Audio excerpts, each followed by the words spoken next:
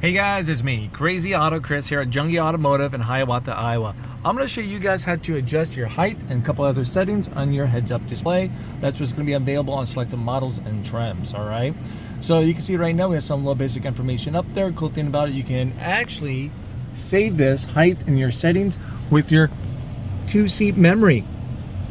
So if you have 2-seat memory with that, boom, you can save that to that. So that's pretty cool. But anyways, now to get to the settings, it's going to be on the center display. To navigate through the center display, you got a little wheel action down here, as you can see, and then pushing that wheel to select the items.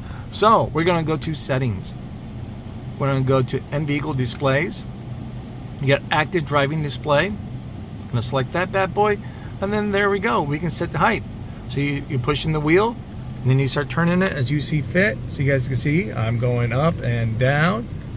Then once you select what you want, you just push in the wheel, it locks it right in there. You got the auto brightness. You guys read that quick. You can adjust the brightness as you see fit.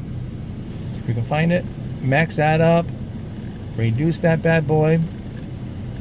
I would do this video at nighttime, but I am not here during nighttime.